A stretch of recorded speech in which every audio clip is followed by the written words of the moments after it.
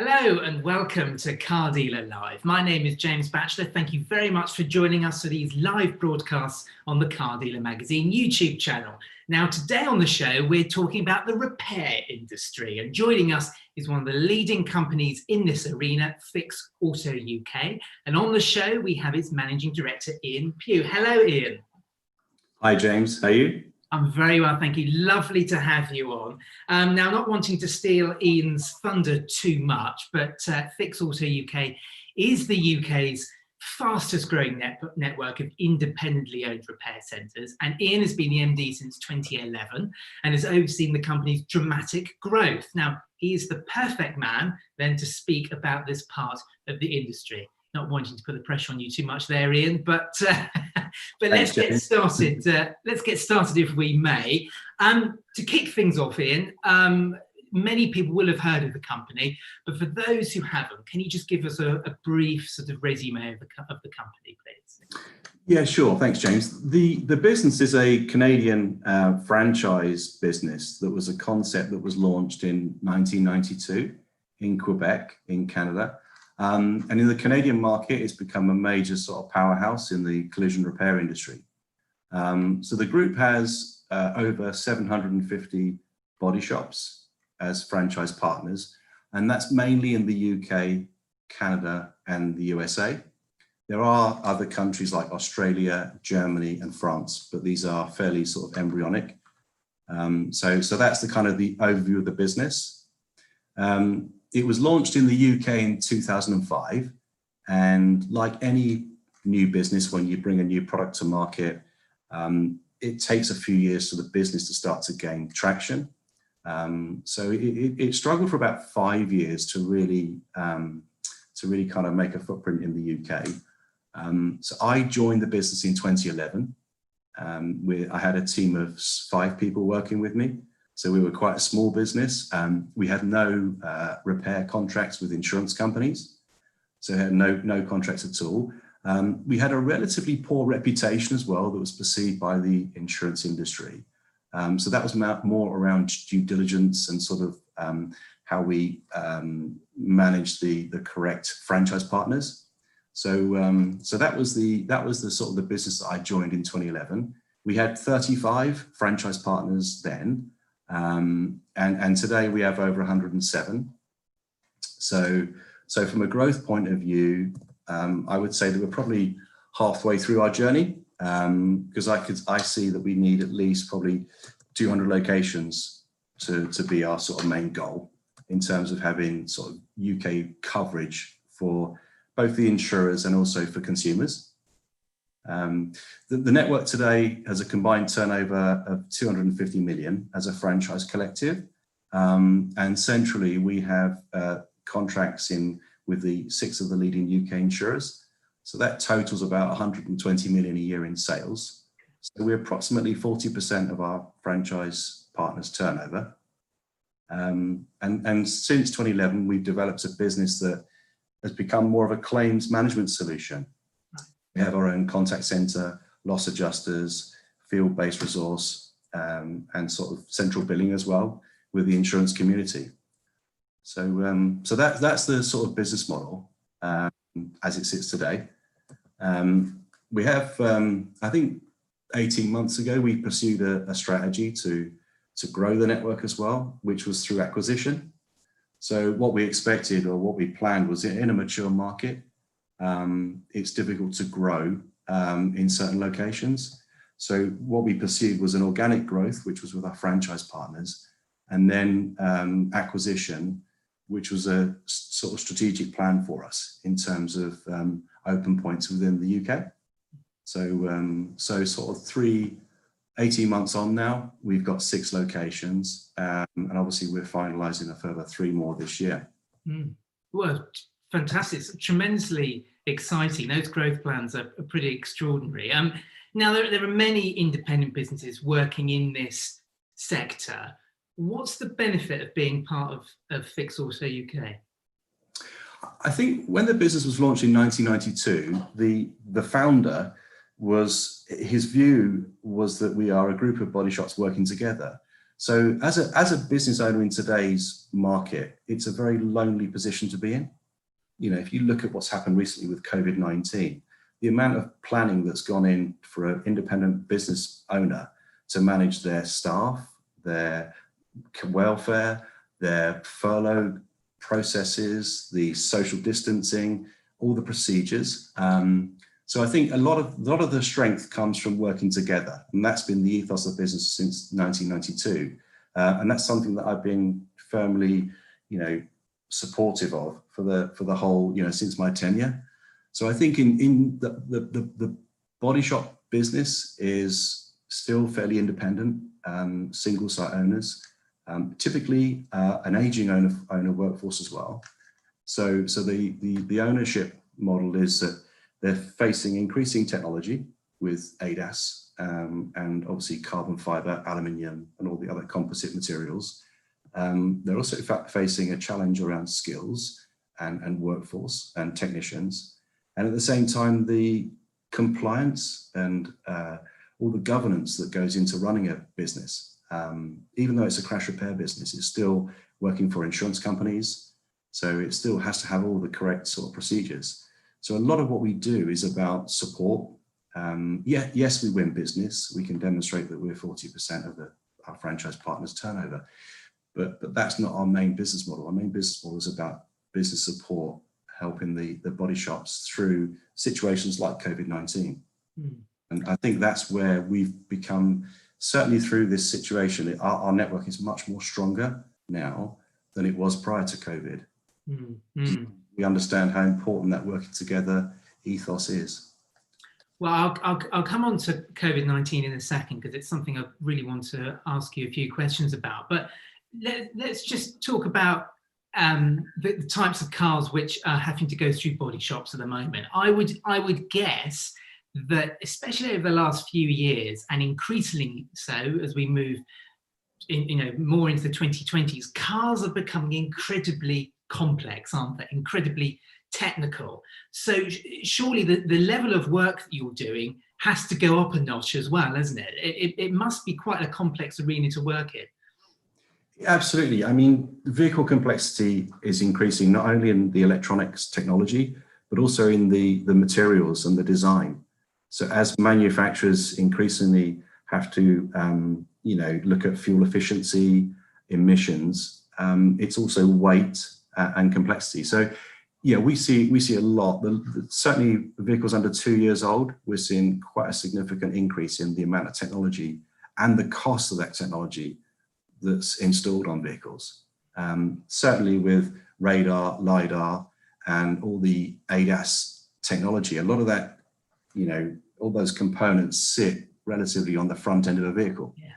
Yeah. So the first things to be bumped and damaged are these components, and we are seeing, exponential growth in terms of costs, to the cost to repair and also diagnose and reset and calibrate.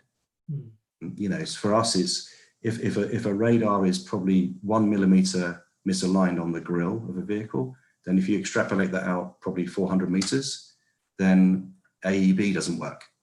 Because the thing's not looking at and lane departure, all that kind of stuff, all that technology. So there's also there's much more demand for the technician to be electronics engineer rather than a traditional mechanic.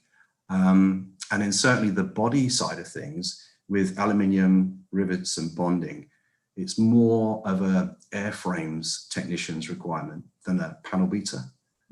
So today we, less and less we weld vehicles. It's what we call cold repair. So bonding, riveting and gluing, because it prevents corrosion.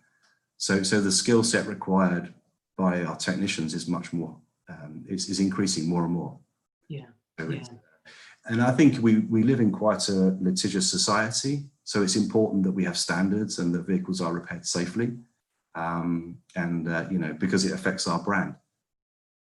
So absolutely, and also, I suppose, with all of these systems on cars, when somebody has quite a minor bump and certain radar systems, sensors have to be replaced, does all of this push up insurance premiums? I mean, are we all having to pay for all of this in some way or another?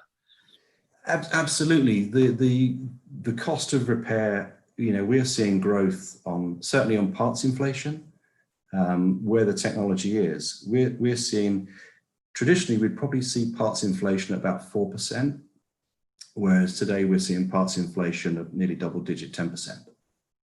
So, if you look at a standard front-end collision, a radar average cost probably £1,500. 2 headlamps, average cost £1,600. So there's £3,000 on 3 components. Yeah. Now, so ultimately, I guess premiums will collision in terms of damage costs will increase, but ultimately bodily injury, pedestrian safety will reduce. So overall, the cost of the claim is less because insurers won't be paying out bodily injury claims. So the car's more damaged, but there's less injury. So I think overall it would ultimately reduce because of the safety. Yeah. I think, is it fair to say that the body shop and the repair side of the industry it's the part of the industry that nobody really wants to think about, isn't it? It's not the glamorous side, is it? But obviously, as you've shown, there is a big job to be done in terms of reputation and providing people with a good service. Yeah, we do. I think the consumer perception of body shops is that we're a Phil Mitchell or a Kevin Sylvester under the Arches operations, and certainly TV programs. The kind of rogue traders. We're typically there. But in truth, the setup cost for a body shop is between £500,000 and £1 million.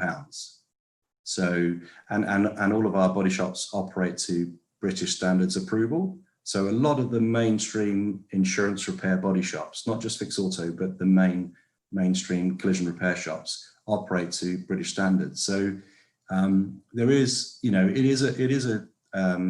it's a high investment business. It's a high volume business as well, because the operating margins are relatively low if you look at the mechanical side of service, mechanical and repair. But yeah, it's certainly one it's a tough market to operate in. But I think if you understand the market you trade in, I think we can certainly make money from that. It's but you have to understand it. It's a very complicated market. Yeah. I think historically some of the main dealers have tried to run body shops and find them low margin and difficult to make money from. But you can make money. They just have to be almost like that has to be your expertise effectively. I'm not a vehicle salesperson. I couldn't sell a car but from a collision repair perspective, we totally understand it. And that's, I think, if you have expertise in the area, then you can make money. But we are fairly similar to main dealers in terms of, high volume, low margin. That's our operating model. Is it true that quite a lot of your network, they serve main franchise dealers, so they help them out with bodywork repairs and body shop work? Yes, we have a number of approvals, probably about in total across the network. I would say we have about 250 OEM approvals. So one of our largest approvals is Volkswagen Group. So we individually, our body shops are Volkswagen approved across the whole Volkswagen brand. And I think, yes, we do a lot with vehicle manufacturer approvals. And at the same time, we obviously buy a lot of parts as well from main dealers. If you look at our turnover, it's about 250 million. You'd say half of that, roughly about 100 million in parts. And a lot of what we do is OE. We do fit a lot of OE parts because ultimately our business model is about throughput. So buying a genuine part, it's quicker. We can guarantee the quality. We also provide a lifetime warranty on repairs. So if a consumer has a vehicle repaired at Fix Auto, If they own the vehicle for 10 years, they have a 10-year warranty. So it's important that we source the right parts and use the A-grade materials in terms of paint and refinish. So, but yeah, we do a lot of work for vehicle main dealers in terms of their approved work. Less so on the used vehicles, because obviously our operating model isn't aligned to used vehicle preparation. Yeah. We are a mainstream insurance collision repair business. But we do have a lot of approvals, and the standards are great, because ultimately any standards are good if they're made to stick and they're enforced, and that's what we see with a number of the vehicle manufacturer approvals. Certainly Volkswagen is one that off the top of my head would be one of the main approvals that we have. And obviously, VW Group, is known for its quality cars and high levels of customer service. So the fact that you do so much work with them is obviously a good sign for you and for your franchisees as well. Now, let's just talk about lockdown. Now, how was it for the body shop industry? We know what it was like for car dealers. We know what it was like for garage owners. What was it like in your part of the industry? I think when the government announced on the 23rd of March, the lockdown, we saw our repair volume drop by 24% in March. But the main impact was in April. Effectively, the revenue plug was pulled from our business. We were down 74% in April, and then in May it was 65%. So we've seen a slight recovery. June was 45% down, and then July we've just seen it 37% down. So it has improved, but it's obviously still quite a way down from what we'd budgeted and what we'd planned. But I think during August we expect that to be flat. So we will see the same figures as July at 37% down. And I think if the schools return in September, then it's likely to generate, for us, unfortunately, generate more business. And the school run is a profit center for us, sadly. But, so that and supermarket prangs must be your two highest sources of revenue, surely. Yeah. I mean, one of the things we did do as well was that, which we went relatively public with, was that we were able to, because of our own body shops that we owned, we were able to source government grants. Was the retail grants that were made available and the business rate relief. So we did a lot of work sort of during April and May was to source those grants. And what we found was that the government would apply a central policy, but that would be interpreted differently by each local authority. So for example, we were told, well, actually you're industrial repair, therefore you're not going to get a grant because it's not a retail environment. But because we'd recently launched a fixed auto finance, which is an interest-free finance model for consumers to pay for damages using interest-free finance. That was launched last October. So we were able to use that to convince the local authorities that we were in fact retail. And what that gave us was an automatic business rate relief as well. So broadly speaking, we'd probably say £50,000 per site we were able to secure in terms of funding. And that gave us about £2.3 million for our network. And then what we then did was we then said, okay, everyone's in the same boat here. So whilst we have competitors who are competing, let's help them secure the grants themselves, because we'd actually worked out a pattern on how to do it. So we went public with that with our competitors and shared that with them. So I even had BMW GB write to me and say, could we share our knowledge, which was great. We're more than happy to, because ultimately, at the end of the day, was we wanted to save the industry. We'd seen numbers of body shops closing between 10 to 20%, and that was being sort of, communicated in sort of anecdotal. So the more we could do to help the industry survive, then the better. So we just created a templates and shared them on our website. So yeah, it has been challenging. I think one of the key things that went, in terms of the working together as a body shop group, we've done a lot of work on interpreting government legislation around furlough costs, furlough processes, procedures. So I think it was easy for us to go into, into this kind of furlough process, into lockdown. The hardest bit is coming out and finding our way back out. So we're doing a lot of work with our franchise partners on that. When is the best time to bring back staff? I think what we've seen as well is a pattern of people are optimistic about their forecasts. So I think certainly my advice is be pessimistic, be prudent, and then you're playing safe, because a lot of people are talking about claims volumes returning to 90% within a month. Well, that's not going to happen. We're probably likely to see at best 75%, maybe 80% by year end. So at the moment, we're kind of with 33%. So it's I think certainly planning prudently is important, and don't be optimistic about forecasting. Just try and keep it. Anything above what you plan is better. Yeah.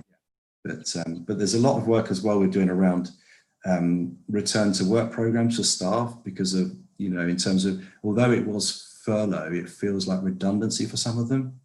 It feels like they're on garden leave. And I've personally been there, back in 2003. So I understand exactly how that feels. And whilst we're doing what we can to try and help them, and that it's not garden leave and it's not redundancy, you can't help the way they feel. Yeah. So there's a lot of work we're doing now about actually almost like return to work induction plans for staff. So like phase them in 1 day a week, maybe, just to bring them back, because I guess the business the business has changed the whole industry's changed in the last few months. Yeah. So what they left and what they come back to are going to be completely different. Yeah. Well, it's fantastic to hear that you were, championing the need to have grants and to tell the industry as a whole. Would you say, for the whole industry, for the whole automotive industry, there hasn't been enough support and there hasn't been enough focus on it by the government? I think so. I think certainly we've had very little support in terms of interpreting processes. I think the government have been fantastic with the stimulus packages. I think it's been, it's a monumental achievement, I think, for what they've done in such a quick time. But I think it was more, we had to create, row our own boat effectively in terms of interpreting the government legislation and then applying that across our sector. That's why we went to the industry and said, look, how can we share our learning with you? Let's us share our, and if I look at that, there wasn't really that kind of collective coming together. We're fortunate we had 107, partners, and we could collate and share our knowledge. And a number of the successes we had was from our franchisees. They created some templates and documentation. So we were able to do that. But I think if I was a business owner on my own today during COVID, it's a lonely place to be. And without that support, it would have been a lot tougher, a lot tougher.